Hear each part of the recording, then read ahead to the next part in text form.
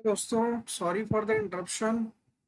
Actually थोड़े से मेरी स्क्रीन एक्चुअली में चले गई थी, इस कारण मैं जो है लेक्चर को वहाँ पे स्टॉप करना पड़ा। कोई बात नहीं, मैं अभी कंटिन्यू करता हूँ। ठीक है, चलिए। हम कहा थे सेक्शन 193 में इंटरेस्ट ऑन सिक्योरिटी। अगर पब्लिक कंपनी जो है ओके इंटरेस्ट ऑन डिवेंचर देती है up to 5,000 rupees okay by other than cash to the individual and HUF, तो उसको टीडीएस डिडक्ट करने की आवश्यकता नहीं है। हमने कहा bonds of Indian railway financial corporation, power financial corporation limited के अगर बॉन्ड्स होते हैं तो उसके इंटरेस्ट पर टीडीएस डिडक्ट करने की लायबिलिटी नहीं होती है दोस्तों। अब हमने कहा था अब हमने कहा था कि अगर ओके गवर्नमेंट ऑफ इंडिया की सिक्योरिटी होती है तो उस पर भी आपको टीडीएस डिडक्ट करने की जरूरत नहीं होती है। गवर्नमेंट ऑफ इंडिया की सिक्योरिटी पे आपको टीडीएस डिडक्ट नहीं करना पड़ेगा। मतलब गवर्नमेंट को आपकी उस पे टीडीएस डिडक्ट करने की आवश्यकता नहीं है। चलिए, ओके। अब हमने कहा था 8% saving taxable bond, 7.75% saving taxable bond okay, और floating rate saving taxable bond पे टीडीएस जब भी डिडक्ट होगा जब इंटरेस्ट की फिगर 10,000 रुपीज से ज्यादा होगी साल भर में। Okay, section 194 tax on dividend की बात करता है दोस्तों। ये कहता है कि अगर आपने डिविडेंड का पेमेंट किया किसी रेसिडेंट पर्सन को तो आपको टीडीएस डिडक्ट करना पड़ेगा एट द रेट 10%, अगर आप डोमेस्टिक कंपनी है। लेकिन 5,000 रुपीज के अमाउंट तक आपको टीडीएस डिडक्ट करने की आवश्यकता नहीं है।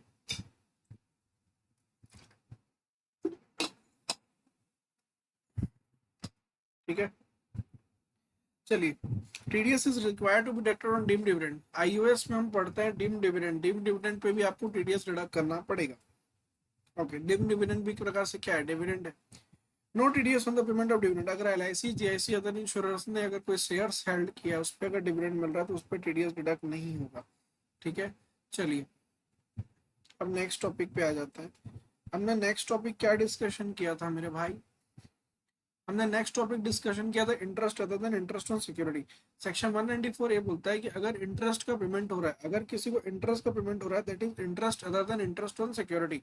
अगर मान लो किसी को भी interest other than interest on security का पेमेंट हो रहा है तो कोई भी person not being the individual HUF having turnover up to certain limit दोस्तों, इनके लिए बोला गया कि आपको TDS at the rate 10% deduct करना पड़ेगा अगर आप किसी को भी इंटरेस्ट का पेमेंट करते हैं।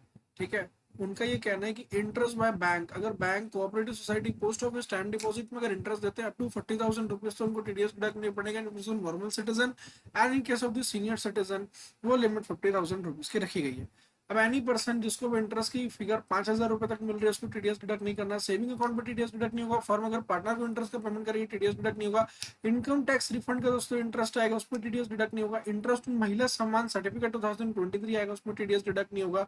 Okay, interest to bank cooperative society financial institution LIC other insurers okay, अगर इनको पेमेंट कर रहे हैं तो आपने टीडीएस डिडक्ट करना। लेकिन याद रखना एक बात, यहाँ पर एक वर्ड लिखा हुआ है दैट इज एक्सेप्ट एनबीएफसी। अगर आप एनबीएफसी को पेमेंट कर रहे हैं दोस्तों इंटरेस्ट का तो आपको टीडीएस डिडक्ट करना पड़ेगा। ओके, अगर कोऑपरेटिव सोसाइटी को कोऑपरेटिव सोसाइटी कोऑपरेटिव बैंक अगर कोऑपरेटिव सोसाइटी को पेमेंट करता है, ठीक है, ओके, तो उनको टीडीएस डिडक्ट करना पड़ेगा जब लास्ट ईयर उनकी जो रिसिप्ट है ओके 50 करोड़ रुपए से ज्यादा होगी और उसका जो इंटरेस्ट का पेमेंट होगा दोस्तों वो स्पेसिफाइड अमाउंट से ज्यादा होगा। अगर मोटर व्हीकल क्लेम ट्रिब्यूनल अगर इंटरेस्ट ऑन कंपेंसेशन पे अगर इंटरेस्ट अवार्ड करती है तो उनको बोला गया 50,000 रुपीज से ज्यादा का अगर इंटरेस्ट साल भर में होगा तो टीडीएस डिडक्ट करना पड़ेगा। अब हमने कहा था कि जो टीडीएस की लिमिट दी हुई है वो बैंक वाइज है ना कि एसएससी वाइज है। ठीक है, चलिए। सेक्शन 194 बी, 194 बी बोलता है कि अगर अगर B for betting winning from lottery crossword puzzles अगर किसी को विनिंग हो रही है। सेक्शन 194 डबल बी क्या बोलता है कि अगर अगर उन्होंने बोला हॉर्स रेस से किसी को इनकम हो रही है तो TDS at the rate 30% deduct करना पड़ेगा अगर पेमेंट की अमाउंट 10,000 रुपीज से ज्यादा है। ओके, अगर विनिंग कैश और काइंड दोनों में आता है और कैश जो है वो इज नॉट सफिशिएंट टू पे द काइंड, देन आप उस केस में प्राइस की मनी तब तक रिलीज नहीं करेंगे जब तक आपका ओके टीडीएस का अमाउंट आप गवर्नमेंट को जमा नहीं करते। अब बुक मेकर और पंटर का एक केस देखा था हमने जहां पर विनिंग का टीडीएस डिडक्ट होने के बाद लॉस सेट ऑफ करके बैलेंस का पेमेंट करना पड़ेगा। ओके, सेक्शन 194 बी ए ऑनलाइन गेम्स के बारे में हमने देखा था। हमने कहा था कि टीडीएस आपको 30% दोस्तों डिडक्ट करना पड़ेगा। कोई भी पर्सन किसी भी पर्सन को ऑनलाइन गेम्स का पेमेंट कर रहा है ओके, ऑनलाइन गेम्स के रेस्पेक्ट में विनिंग इनकम का पेमेंट कर रहा है तो उसको TDS at the rate 30% deduct करना पड़ेगा। अब हमने कहा था कि अगर आपको कैलकुलेट कैसे करना है तो बोला जितना पैसा उन्होंने साल भर में विड्रॉ किया ओके, जितना पैसा उन्होंने साल भर में ड्रॉ किया और जो उसका ओपनिंग बैलेंस था आप उसको ऐड कर दीजिए दोस्तों। ओके, क्लोजिंग बैलेंस और यहाँ पर ओके आपने जो डिपॉजिट किया था उसको डिडक्ट कर लीजिए। अब हमने क्या बोला कि this is the calculation which is based upon the wallet. आप जब ऑनलाइन गेम्स खेलते हैं ड्रीम इलेवन रमी सर्कल जो होता है, ओके, उसमें एक वॉलेट होता है जिसमें आप एक पैसे लोड करते हैं और उसके हिसाब से जो है जितने पैसे आप विड्रॉ करते हैं वॉलेट से उसके ऊपर आपका टीडीएस डिडक्ट होता है। उसका कैलकुलेशन दिया हुआ है, हमने काफी डिटेल में डिस्कशन किया था, एग्जांपल भी लिया था, फिर हमने क्लैरिफिकेशन देखा था। हमने कहा कि जी इनकम टैक्स डिपार्टमेंट ने इनको क्लैरिटी दे रखा है कि छोटे छोटे अमाउंट पर अगर आपको टीडीएस डिडक्ट करने में प्रॉब्लम होती है तो उस केस में आप जो है सीधा बड़े अमाउंट पर भी टीडीएस एक साथ भी डिडक्ट कर सकते हैं। लेकिन आपको ये इंश्योर करना पड़ेगा कि आप साल के एंड पे जब टीडीएस डिडक्ट करने जाएंगे तो उसके अकाउंट में सफिशिएंट बैलेंस होना चाहिए, और अगर सफिशिएंट बैलेंस नहीं है तो you are the responsible person for that. फिर सी फॉर कॉन्ट्रैक्ट हमने देखा था, कि अगर कोई भी पर्सन, किसी भी कोई person, any person other than not being the individual HUF having the turnover up to certain limit, अगर किसी रेसिडेंट पर्सन को दोस्तों कॉन्ट्रैक्ट का पेमेंट कर रहा है, वर्क कॉन्ट्रैक्ट का पेमेंट कर रहा है, तो उसको अगर सामने वाला जो पेई पर्सन है ओके वो इंडिविजुअल एचयूएफ है तो 1% टीडीएस, और अगर अदर पर्सन होगा तो 2% टीडीएस डिडक्ट करना पड़ेगा। अब हमने कहा था कि अगर value of single contract up to 30,000 rupees and aggregate payment in the year is up to 1 lakh rupees तो आपको टीडीएस डिडक्ट करने की आवश्यकता नहीं है। ओके, वर्क कॉन्ट्रैक्ट हमने कहा कि अगर ओके हमने कहा कि अगर एडवर्टीजमेंट, ब्रॉडकास्टिंग, टेलीकास्टिंग, ठीक है, catering, okay, carriage of goods other than railway की अगर सर्विसेज दे रहा है दोस्तों, ओके, तो उस केस में जो है उसको वर्क कॉन्ट्रैक्ट क्लासिफाई किया गया है। लेकिन मैन्युफैक्चरिंग और सप्लाइंग एनी आर्टिकल, अब देखो यहाँ पर दो बातें, हमने कहा था कि अगर कोई प्रोडक्ट स्पेसिफिकेशन के हिसाब से बनवाना चाहता है और रॉ मटेरियल अगर वो या उसके रिलेटिव ने दे रहे हैं, रॉ मटेरियल वो या उसके रिलेटिव ने दे रहे हैं तो उस केस में जो है ओके वो जॉब वर्क कहलाएगा। लेकिन अगर मटेरियल भी सामने वाले को अपना लगाना है that is not a job work, that is a sale contract actually. ठीक है, चलिए, any sum which are already under the scope of section 194J, 194J में ऑलरेडी जिसका टीडीएस कट रहा है उसको 194C में टीडीएस ने डिडक्ट करना। अब हमने कहा कि जो छोटे फ्लीट ओनर्स रहते हैं जिनकी 10 व्हीकल्स तक रहती है they can submit the declaration to the big transporter not to deduct my TDS because the vehicles are very less. Okay. In case of job work, TDS would be deducted on net value after deducting the invoice value of the material supplied. Logical है दोस्तों। फिर advertisement का discussion देखा था कि advertisement channel को जो payment करेगी एडवर्टीजमेंट एजेंसी वो टीडीएस नहीं काटेगी। फिर हमने देखा था वेयर हाउसिंग फैसिलिटी पे टीडीएस 194C में डिडक्ट होगा ना कि सेक्शन 194 IMS का लॉजिक भी समझा था क्योंकि वेयर हाउसिंग में multiple type of facility provide की जाती है। 194D में हमने पढ़ा था 5% 2% का कमीशन ऑन इंश्योरेंस। ओके, फिर हमने कहा था कि 194G लॉटरी टिकट सेलिंग पे जो कमीशन होता है दोस्तों, अगर डोमेस्टिक कंपनी होगी पेई तो उसके उसमें इंश्योरेंस कमीशन का जो रेट रहेगा वो 10% हो जाएगा। अब 194G में 5% 2% with effect from 1 October 2024। Okay, 194H हमने देखा था, 194H में बोला था कि एनी पर्सन, ठीक है, एनी पर्सन ओके कोई और टाइप का कमीशन का पेमेंट करा तो रेट 5% 2% रखा गया है। ओके, लेकिन उन्होंने बोला वही 194H में लिमिट लग जाएगी सर्टन वाली। फिर हमने ये सारा पॉइंट देखा था जहां पर हमने बोला था कि जी ब्रोकरेज, ओके, ब्रोकरेज अगर ब्रोकरेज का पेमेंट या TDS on commission on brokerage का पेमेंट अप टू 15,000 रुपीज होगा तो टीडीएस मत काटना। BSNL, MTNL, their public officers franchisee को जो पेमेंट करते हैं उस पर टीडीएस डिडक्ट नहीं होता। ओके, सिक्योरिटी रिलेटेड कमीशन जो अंडरराइटर कमीशन होता है उस पर टीडीएस डिडक्ट नहीं करता। 194 डीए मतलब life maturity of the life insurance policy, अगर लाइफ इंश्योरेंस पॉलिसी का मेच्योरिटी एग्जाम्पशन में नहीं और 1 लाख रुपए से ज्यादा की वैल्यू है तो हमने कहा था 5% 2% टीडीएस डिडक्ट करना पड़ेगा। ओके, लेकिन हमने कहा था नेट अमाउंट पर डिडक्ट करना था, प्रीमियम पेड को माइनस करना पड़ेगा। फिर हमने 194 आई का डिटेल डिस्कशन में आ गए थे। ओके, हमने यहाँ पर देखा था 2% on the renting of the land building, ठीक है, लैंड बिल्डिंग फर्नीचर पर 10% और प्लांट एंड मशीनरी पर 2% का टीडीएस डिडक्ट करेंगे। ठीक है, लेकिन 194 आई में भी वाला प्रॉब्लम आ गया था, कौन सा, छोटे लोग वाला, ठीक है, individual HUF having up turnover up to certain limit उनको टीडीएस डिडक्ट नहीं करना। ठीक है, फिर दोस्तों 194 आईए में हमने डिस्कशन आया था, हमने कहा था जी immovable property other than urban agricultural land, sorry urban other than rural agriculture land अगर आप बेच रहे हैं तो स्टाम्प ड्यूटी वैल्यू और consideration whichever is higher का 1% टीडीएस डिडक्ट करना पड़ेगा। अगर stamp duty value of the property less than 50 lakh rupees होगी तो टीडीएस डिडक्ट करने की आवश्यकता नहीं है। अब मल्टीपल अगर सीरीज ऑफ ट्रांजैक्शंस होंगे तो हम सारे ट्रांजैक्शन का समाप्त करके वैल्यू निकालेंगे दोस्तों। कंसिडरेशन जो है इम्यून प्रॉपर्टी का जो है उसमें club membership fees, car parking fees, electricity, water facility, sanitation, सारी चीजें इंक्लूड की जाती है। सेक्शन 194 आई भी मिला कि एनिमल प्रॉपर्टी का अगर रेंट दिया जा रहा है तो 194 आई का छोटा भाई है ये, ठीक है। यहाँ पर बोला अगर 50,000 रुपीज पर मंथ जो है, ओके, अप टू 50,000 पर मंथ और पार्ट होगा तो टीडीएस डिडक्ट नहीं होगा, अदरवाइज 5% 2% का टीडीएस डिडक्ट करना पड़ेगा। 194 जे में हमने कहा था प्रोफेशनल फीस का पेमेंट पे TDS at the rate 10% deduct रहेगा। अगर मान लो, अगर इसमें भी वही सब पॉइंट आ गया कि not being the individual HUF having the turnover and the this certain limit fees for technical service, fees for professional service, non compete fees, okay, director remuneration और रॉयल्टी का पेमेंट किया जा रहा है तो उसमें टीडीएस डिडक्ट होगा।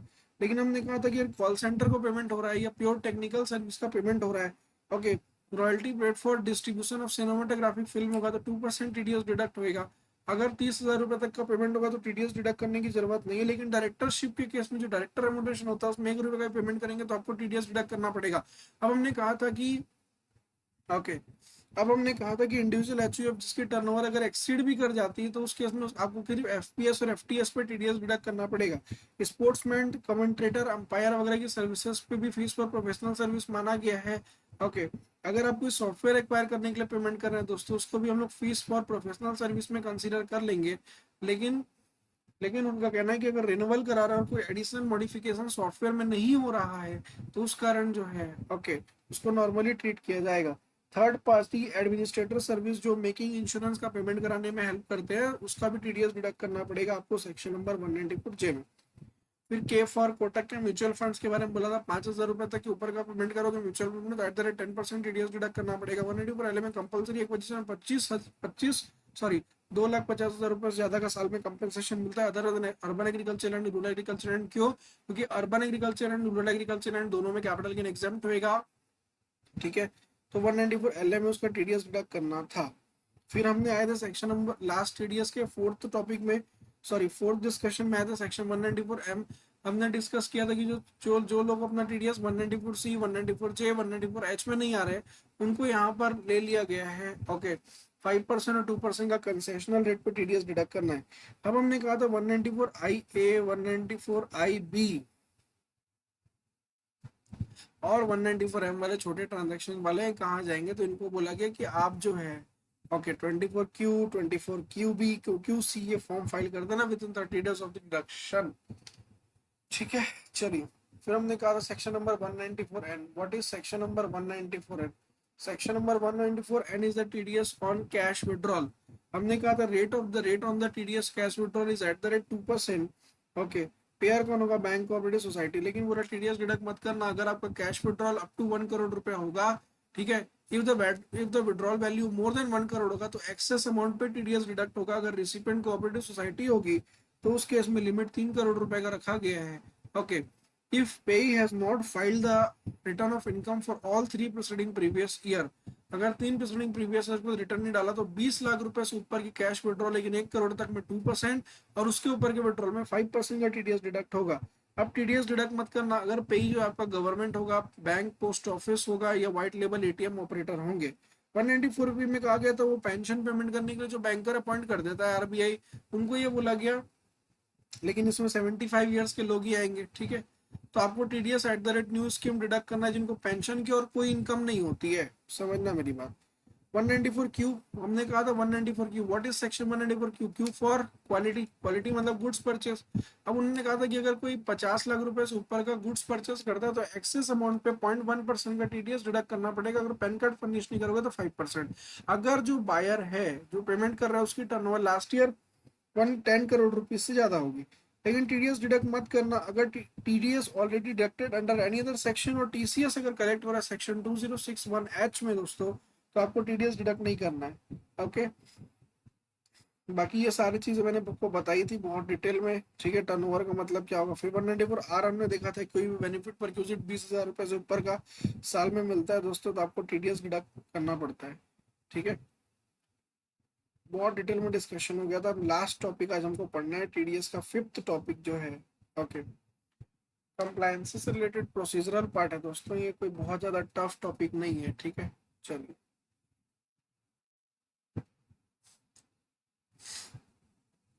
चलिए अदर सेक्शन में सबसे पहले कंसेप्ट नंबर 1।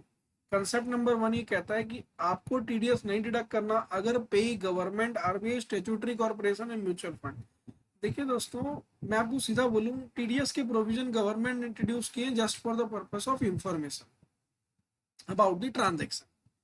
एक स्पेसिफाइड नेचर के ट्रांजेक्शन का गवर्नमेंट आपसे इंफॉर्मेशन चाहती है। अगर पे जो है वो खुद गवर्नमेंट है या आरबीआई है या स्टैट्यूटरी कॉर्पोरेशन या म्यूचुअल फंड एजेंसी है, तो उनको जरूरत नहीं है जी, उनको तो पता ही है ना ऑलरेडी एक नंबर में ट्रांजेक्शन हो रहे हैं। ठीक है। कंसेप्ट नंबर 2, जीएसटी के एलिमेंट पे आपको टीडीएस डिडक्ट नहीं करना दोस्तों। टीडीएस टॉपिक क्या है? TDS is income tax. तो इनवॉइस पे जो जीएसटी का वैल्यू होता है वो आपकी इनकम थोड़े ना है दोस्तों, तो उस पर टीडीएस क्यों डिडक्ट होगा? ठीक है। कंसेप्ट नंबर 3, अगर इन्होंने बोला if any SSC is applied to the assessing officer, देखिए टीडीएस का रेट उन्होंने गवर्नमेंट ने फिक्स कर रखा है हर सेक्शन। अगर कोई पर्सन उसको वो बोल, अगर वो असेसिंग ऑफिसर के पास जाता है, इफ एनी एसएससी, ऊपर क्या लिखा है पढ़िए, if any SSC is applied to the assessing officer seeking the deduction of TDS at lower rate than prescribed, then AO may allow, AO may allow and issue the certificate that he can furnish such certificate, okay, to AO। अब उस case में क्या होएगा, AO अगर उसको allow कर देगा तो उसको एक सर्टिफिकेट दे देगा AO। क्या होता है, इफ यू वांट कि आपका टीडीएस जो डिडक्ट कर रहा है सामने वाला वो सेक्शन में जो रेट मेंशन है उससे कम डिडक्ट करे, तो आप असेसिंग ऑफिसर के पास जाइए, आप उसको अपना पूरा केस प्रेजेंट कीजिए, फिर असेसिंग ऑफिसर आपको एक लोअर डिडक्शन का टीडीएस सर्टिफिकेट बना के देता है। आप उस सर्टिफिकेट को जो है, ओके, सामने वाले टैक्स डिडक्टर को सबमिट कर दीजिए दोस्तों, फिर वो आपका लोअर रेट से टैक्स डिडक्ट करेगा। ठीक है। Concept number 4, the figure of TDS shall also be deemed to be the income of the assessee. अरे जो टीडीएस की फिगर होती है वो भी तो इनकम है ना। देखो, एक होता है टैक्सेबल वैल्यू, जिस इस अमाउंट पर टीडीएस कटा और जितना टीडीएस कटा, तो जितना टीडीएस कटा वो भी आपकी इनकम है, तो लॉजिकल सी बात। ठीक है।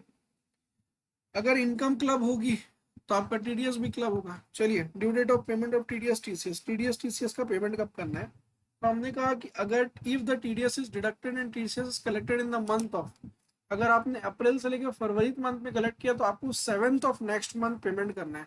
Note and mark my word दोस्तों, मैंने कहा पेमेंट करना है, मैं रिटर्न फाइलिंग की बात नहीं करूँ। Are we clear on this दोस्तों? प्लीज कमेंट बताइए, आपको समझ में आ रहा है? अगर आपने किसी भी पर्सन का टीडीएस जनवरी से लेकर के दोस्तों फरवरी तक आपने डिडक्ट किया है, तो उसको 7th ऑफ नेक्स्ट मंथ तक आपको गवर्नमेंट को डिपॉजिट करना पड़ेगा। अगर आपने मार्च महीने का टीडीएस डिडक्ट किया, टीसीएस कलेक्ट किया है, तो आपको 30th of April of the next month करना पड़ेगा। ओके सॉरी, टीसीएस के केस में 7th फॉर टीसीएस। समझ में आई मेरी बात? समझ में आई मेरी बात? 30 April of the next financial year, मार्च का जो नॉर्मल टीडीएस डिडक्ट होगा वो 30 अप्रैल तक कर सकते हैं, लेकिन टीसीएस होगा तो 7 तक करना पड़ेगा। लेकिन 194 आई ए आई बी 194 एम जो कि मिनी सेक्शंस थे, तो उनका टीडीएस 30 डेज में भी डिपॉजिट होगा तो भी चल जाएगा। 30 days of reduction month of the TDS. ठीक है। चलिए, अब मैंने एक चार्ट बनाया है यहाँ पे, टीडीएस टीसीएस रिटर्न कब फाइल होगा। देखो ध्यान दो, अगर 30 जून का रिटर्न है तो वो टीडीएस का रिटर्न 31 जुलाई को फाइल होगा, टीसीएस का रिटर्न 15 जुलाई। मतलब आप इसको ऐसे याद रख सकते हैं कि टीसीएस जो है वो 15 दिन पहले आता है दोस्तों। सितंबर का होगा तो आपको 31 अक्टूबर तक करना है, और टीसीएस का रिटर्न होगा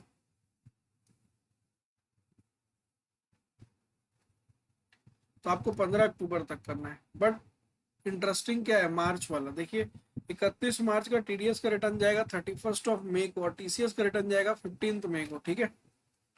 2 महीने का टाइम दे रहा है मार्च के बाद आपको। ठीक है। लेट फीस कितना है? 200 rupees per day would be levied for each day, जब तक आपने ओके, जब तक आपने, मैंने कहा जब तक आपने टीडीएस ड्यू डेट के बाद जब तक आपने फाइल नहीं करेंगे, पर डेज आपसे 200 रुपीज का पेनल्टी चार्ज किया जाएगा। फिर एक सेक्शन है, section 206 A, 200 A and 206 CB. ये क्या कहते हैं कि आपने जो टीडीएस रिटर्न फाइल किया है उसको इलेक्ट्रॉनिकली गवर्नमेंट प्रोसेस करेगी और कुछ एडजस्टमेंट करेगी, जिससे रेक्टिफिकेशन, अगर कोई एरिथमेटिकल एरर होगा तो उसका रेक्टिफिकेशन करेगी, अगर कोई incorrect claim apparent on record दिख रहा हो तो आपको बताएगी। In case of any discrepancy noted the notice of it shall be send to the assessee. उसके एसएससी जो है उसको नोटिस दिया जाएगा within 1 year from the end of filing of return. जिस फिनेंशियल ईयर में आपने रिटर्न फाइल किया उसके 1 साल के अंदर में, ठीक है, उसके 1 साल के अंदर में गवर्नमेंट आपको डिस्क्रिपेंसीज बताएगी अगर आपके रिटर्न में उनको कुछ डिस्क्रिपेंसी लगता है तो। ठीक है दोस्तों, चलिए अब नॉन डिडक्शन और नॉन डिपॉजिट ऑफ टीडीएस। एक तो बहुत बड़ा क्राइम है अगर आपने टीडीएस डिडक्ट नहीं किया और डिडक्ट किया बट डिपॉजिट नहीं किया तो आपके ऊपर देखिए पेनल्टी लगेगी दोस्तों। 100% ऑफ टीडीएस अमाउंट की 100% आपके ऊपर पेनल्टी लगा देगी गवर्नमेंट अगर आपने टीडीएस डिडक्ट नहीं किया। प्लस आपको एसएससी इन डिफॉल्ट बोला जाएगा। आपको क्या बोला जाएगा दोस्तों? एसएससी इन डिफॉल्ट बोला जाएगा, ठीक है।